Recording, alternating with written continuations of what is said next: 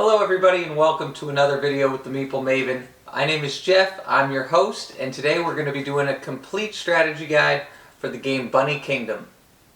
So what we need to understand about Bunny Kingdom is that it is a drafting game just as much as it's an area control game. And so what we're going to talk about in today's video is understanding the fundamentals of draft strategy, talk a little bit about the pick order and the valuation of cards in the game of Bunny Kingdom, and then we'll understand how does the area control work and give you the tips and tricks you need to pick the right territories and the right cards to get you off to a good start and get you that victory. So Bunny Kingdom at its heart is a drafting game, and we're going to use the fundamentals of mastering draft, and we're going to take any of those age-old tips that we've learned in our other drafting games and we're going to apply those here. So when I approach a drafting game, what I always like to do is start with a general valuation of what my pick order is. So if I am doing my very first pick of the game, what is the best card that I would like to start the game off with? What am I going to pick first? What's the general order that I see the cards being valued at? And why is that? So when developing this early pick order, the first thing you want to think about is what are the cards that have the potential for the most points? That's going to form our top tier, so we always want to pick those cards that have a really high potential, and we'll dive into the specifics of those cards in just a little bit.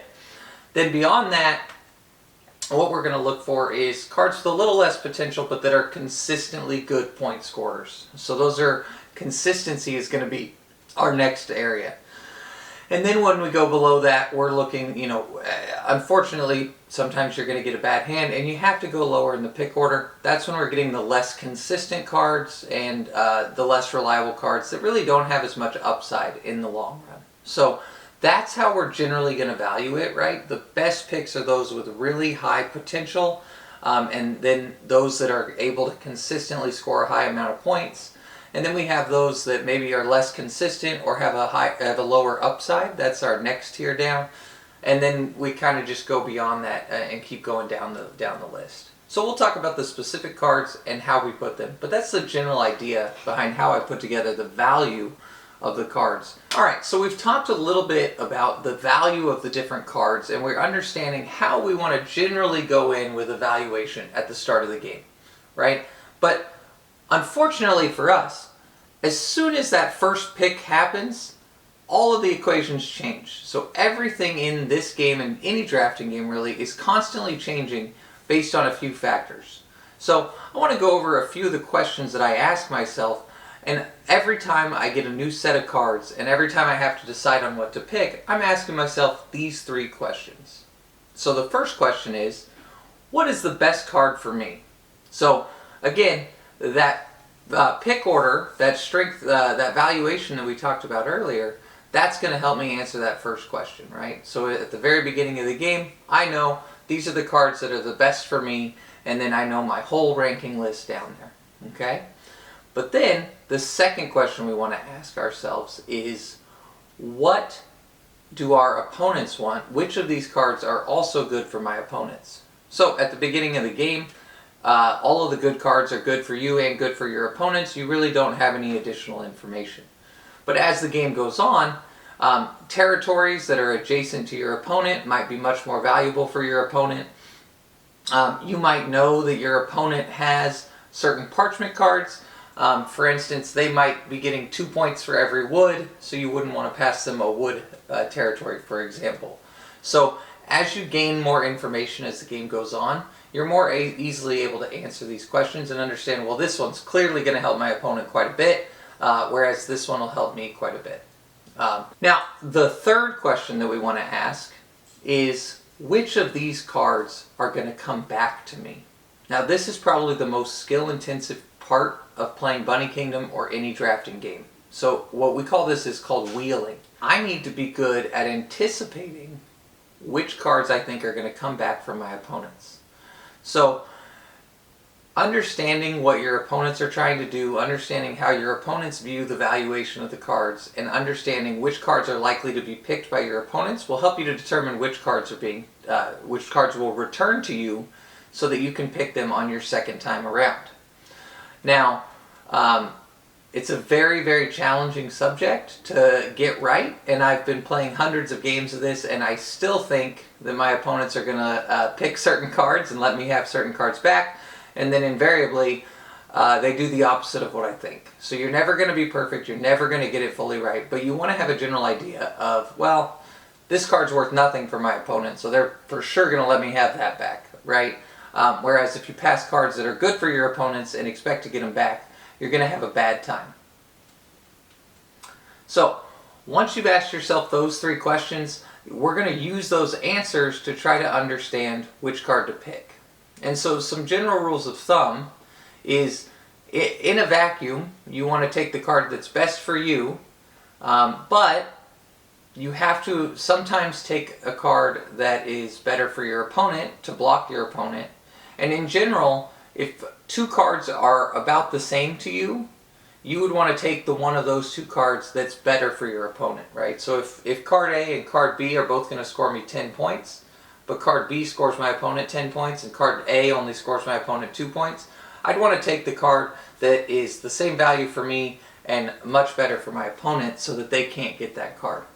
So rely on these three questions as the cornerstone of your drafting strategy, and that's going to really help you through the drafting portion of this game. So now that we have had a chance to talk about the general understanding of the draft basics, what are the questions I'm asking myself? Now we're going to take a deep dive and we're going to look at the cards and the general valuation that I use for my pick order, why I think this valuation is a good starting point for any player trying to improve their game. And then we're going to dive in and we're going to talk about the area control aspects, take a look at the map, and understand which territories are good, why those territories are good, and the general tips you're going to want to understand for controlling the board. Alright, so we are going to start our pick order by discussing the absolute top tier best card to pick first, and that is going to be all of our luxury resources. And then right below that, but still on the same tier, is our 3-powered city. And so the reason for this comes from the fact that the territories are going to score based on your resource types times your city strength. And so the reason that the luxury resources are so powerful and they're a top pick is that without these resources, your fiefs and your territories are going to be capped out on their scoring. Right? So the potential upside for these, depending on how many cities you can get adjacent to them, is going to be multiplied every round, and so it's really an exponential type growth. The more of these you can get, the better off you're going to be. And so if you don't get these, your territories on the board are not going to be able to score as highly. So these have a very high upside, and it's really important that you typically don't want to pass these if these are in your opening hand. Now, additionally, the reason that the 3-strength cities are on this tier is the same concept applies.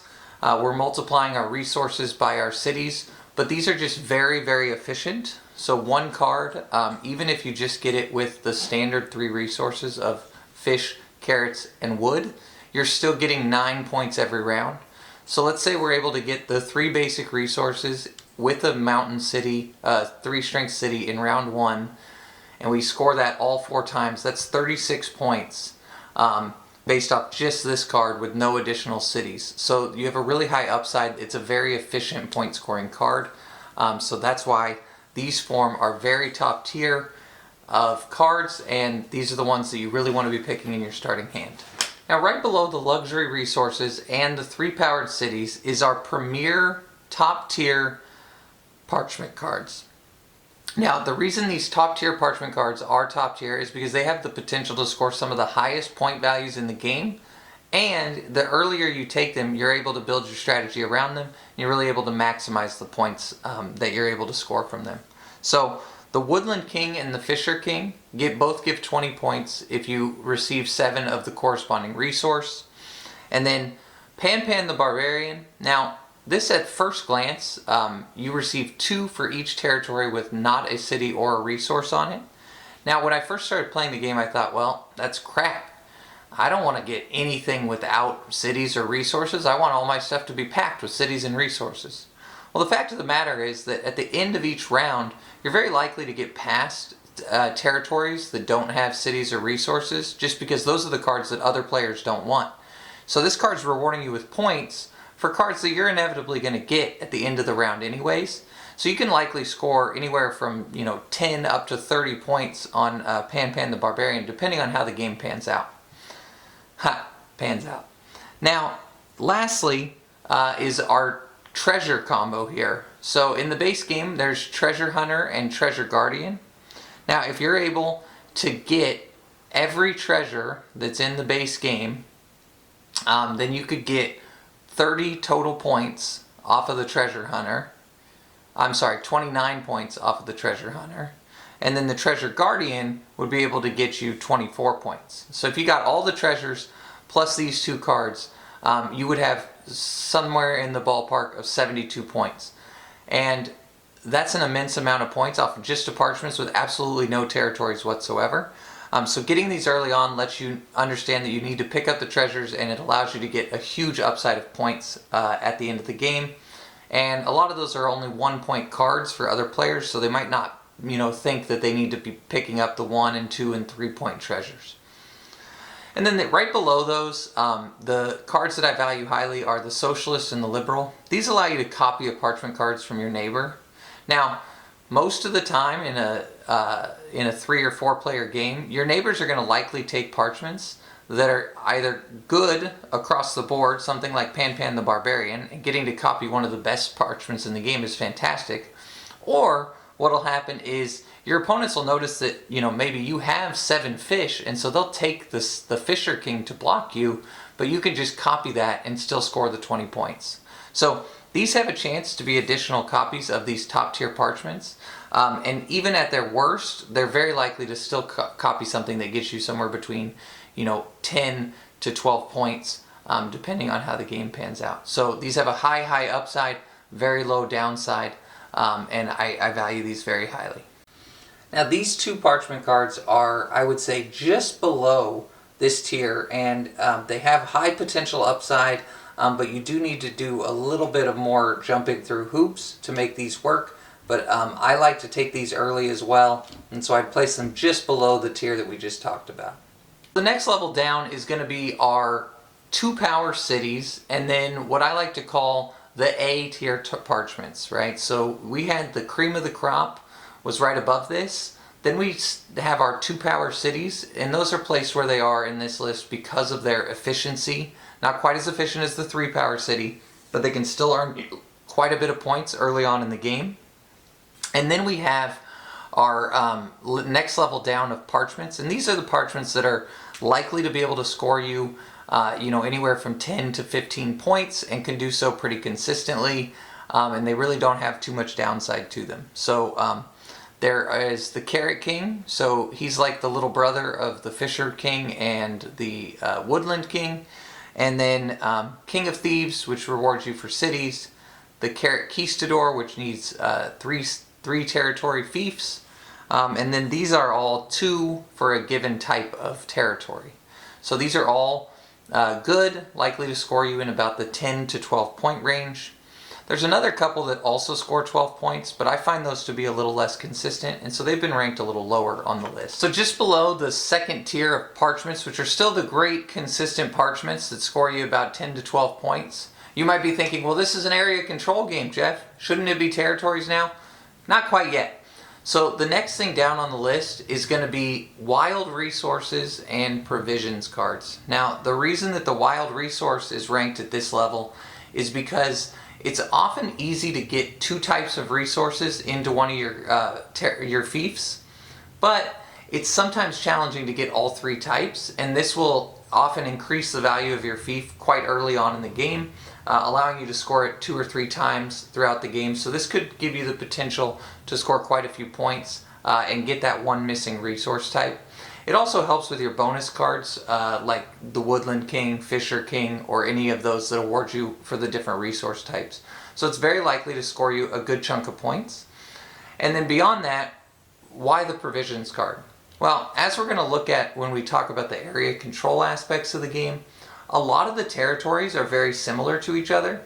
And there's not a huge amount of variation when the entire board is open. So early on, taking provisions has a chance to give you either 2 territories or has a chance to give you one of those provision cards, one of those parchment cards, which are quite good for your game plan. So at the very, very best case, a provisions could still get you 2 luxury resources, and then you'd just be in hog heaven.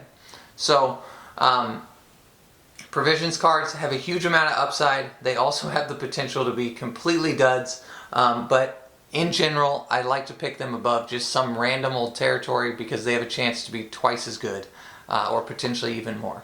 So now that we've looked at the top 36 cards and looked at our tiers of cards that we picked before we start thinking about picking territories, now it's time to take a look at the map, understand the area control aspects of the game, and understand how we value the different territories on the board.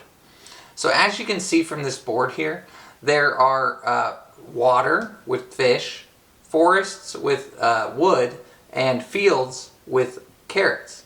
And then interspersed between those is nothings, no territories, or no resource territories. And then our 1 power city territories, and then our mountains. And so what we want to understand, and one of the things I think that I missed when I first started playing this game, is it might seem like connecting a whole bunch of my bunnies all together is going to score me a bunch of points. But we have to remember the way that we score points is by getting resources next to cities and having a high concentration of resources and cities. And so for that reason, we're going to look at what we call clusters, and I'm going to show you some of the best spots on the board and why those are the best spots on the board. So the first one that I want to point out is right here at the bottom of the board. That's J5 and J6.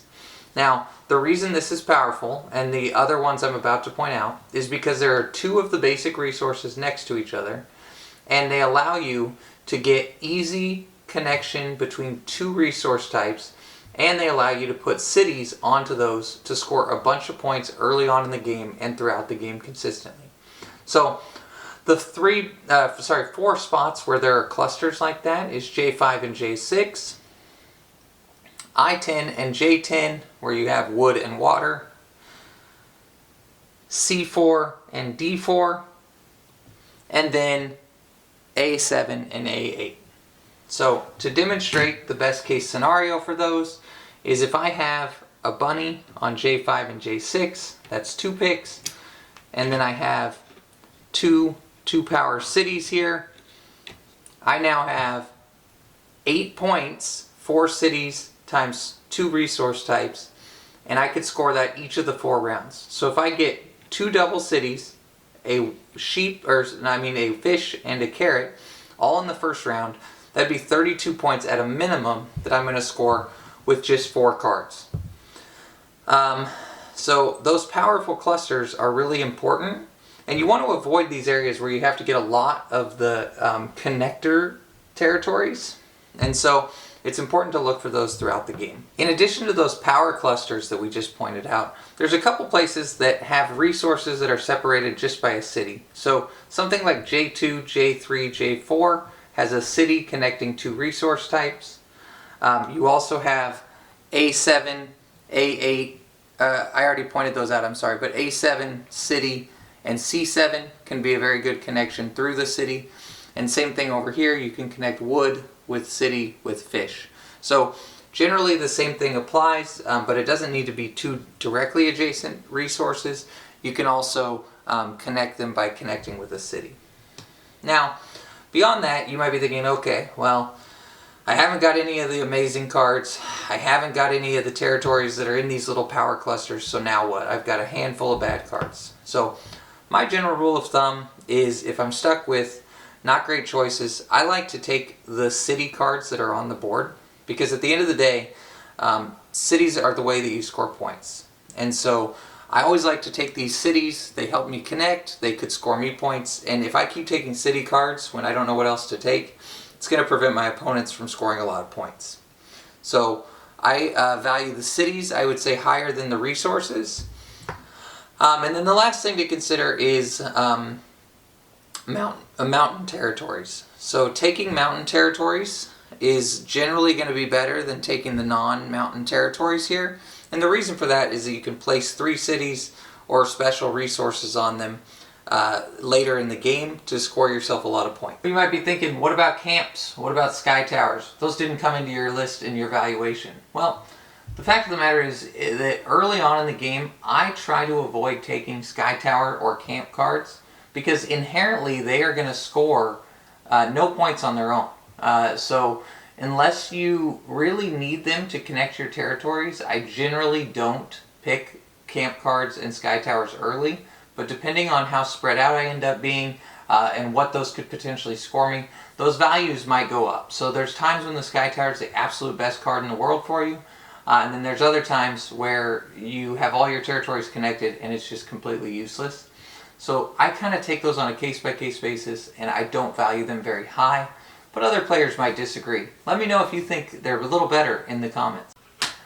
Alright, so now that you've understood the fundamentals of draft strategy, a little bit of our pick order and valuation, and some of the basics of the area control aspects of the game, I want to give you a few tips to go away with before you hop on into your next game.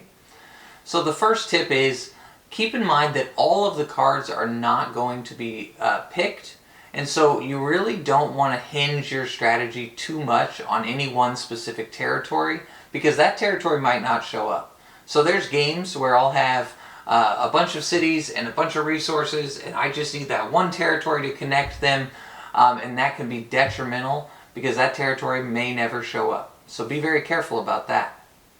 So the second tip has to do with what we call hate drafting, or taking away good cards from your opponents. So in general, if you're playing a 3 or 4 player game and you take a card away from an opponent that's good for them, but you also take a card that's very bad for you, then that third player or fourth player is going to be getting ahead by picking cards for them. So I would say with the higher player count, like 4, you typically don't want to take cards that are very bad for you just because they block your opponent.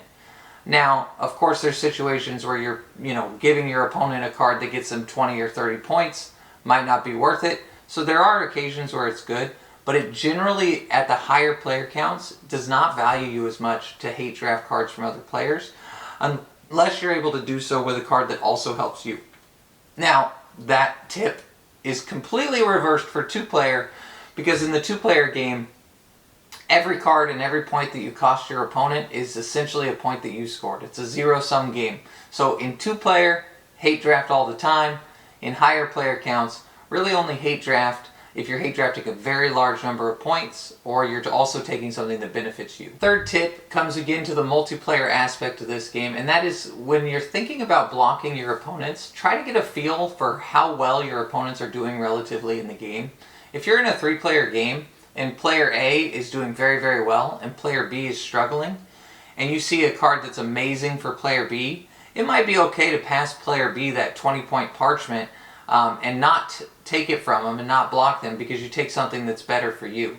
You might be giving up a few points to player B, but if you're sure that they're not in the lead, it might be better to make the card, or take the card that's going to help you the most and allow them to have some points. So considering where the players are relative to each other and how well the general game plans are going for the different players will tell you who you need to block and who you don't need to block.